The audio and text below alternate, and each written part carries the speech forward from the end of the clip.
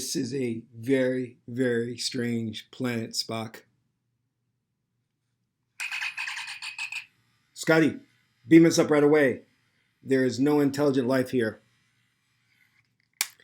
Many of you know I am a Star Trek fan of the original Star Trek series, and the reason why is I admired Gene Roddenberry's writing by taking contemporary issues, political issues, and framing them around the science fiction theme. This is a good segue into what I want to talk about today, which is Hollywood's overt, covert mind manipulation. I was going to make some separate videos on the new announcements, with Terminator coming out, the whole thing with Ariel, the Disney Little Mermaid film, the casting there, 007 James Bond movie coming out.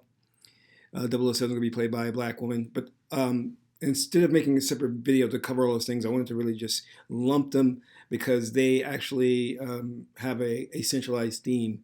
And many are looking at it as feminist in nature, and Hollywood with its SJW or identity politics agenda. But there's something more insidious going on here that I wanted to talk about. And that is what you're seeing here is very evident that two things. Not only is Hollywood working, I should say the studios in Hollywood, which you would think are independent and competing against each other for box office intake, but they're not. They actually are working together. Furthermore, what you're seeing here is a centralized control mechanism, something that's behind the curtain, behind the veil, the wizard that we're not seeing that is feeding Hollywood its marching orders.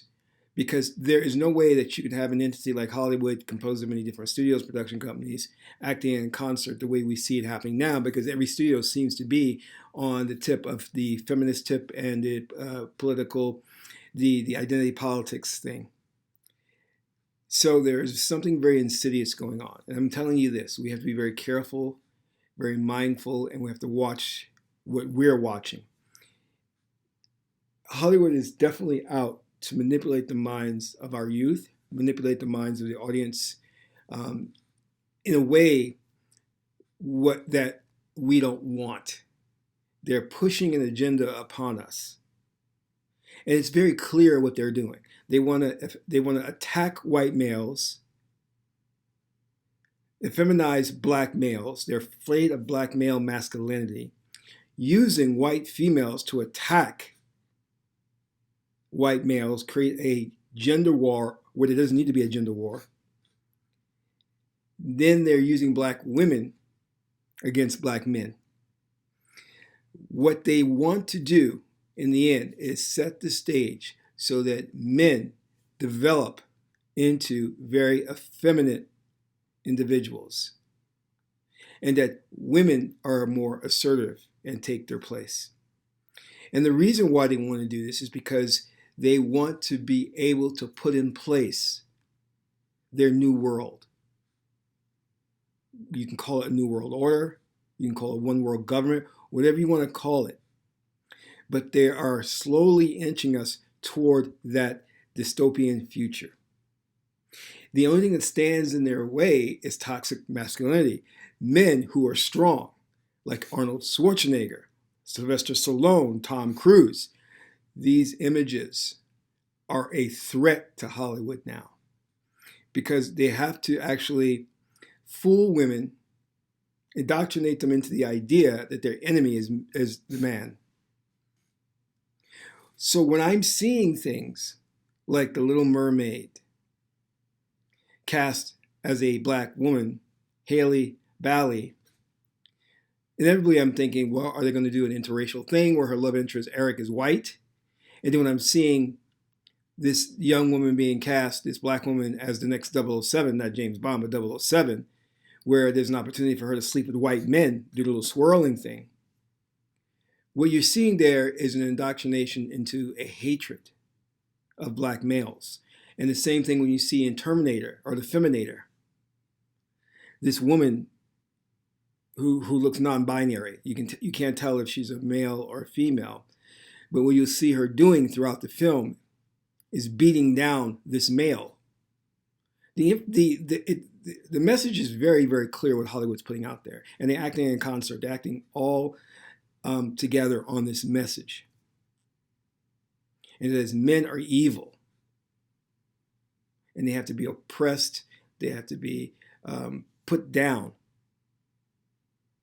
Women can do anything, as in the case in Star Wars with Rey, who doesn't need any Jedi training. She's just great at what she does. In the case of Batwoman, she says she's not going to let a man take credit for what a woman does, even though she's stealing Batman's costume.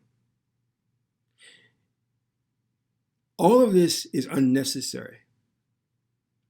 You can have strong female characters like Sigourney Weaver, Ripley, Sarah Connor. We have those. And you can continue to have those characters without bashing men, without subterfuge. But Hollywood is intent on pushing that message and making it very overt because I believe they want to speed up their timeline of what they're doing. See, they've always planned this, but for some reason or another, now they want to speed it up. This is why you're seeing all of these movies come out, Ghostbusters, all women. It failed at the box office. And what you're also seeing is all of these films are failing. They're not successful. If you look at it. But still Hollywood is bankrolling these films, even though they're bombing. In fact, they've coined the term, woke means broke. So all I want to say to you is this. What appears to be diversity progress in how they're calling it, using these terms to make you think it's about progress or female empowerment or diversity or whatever, but really it's mind control to get women indoctrinated into the mindset of hating men, to get white women to go against white men, to feminize white men and black men especially. And it's even more harsh on black men, where you see that most of the roles that they play are gay, asexual, very, very passive, non-threatening. It's disgusting.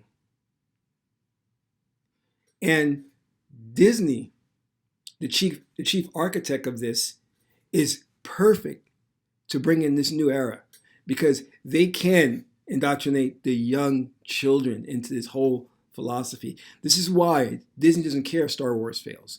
What they care about is how many people see it.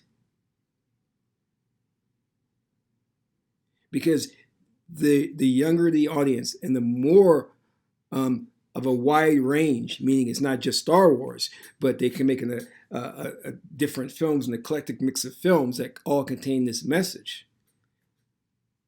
A type of 360 marketing. The more they can do this and get it out to the younger generation, the more the younger generation gets controlled mentally through these subliminal messages, which really aren't subliminal, they're overt.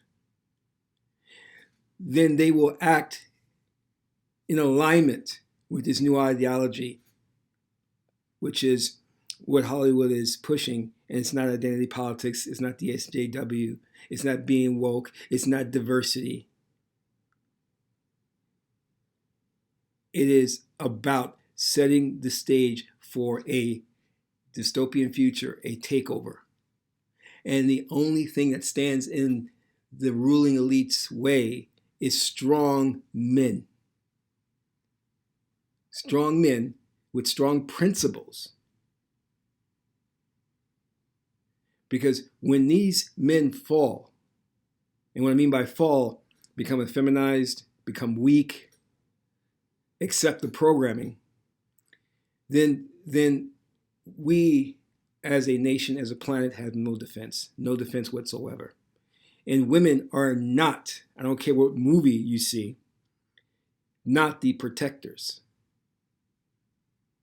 And they can look at the Rey, the Feminator, the Terminator, and think they are strong and they can do these things.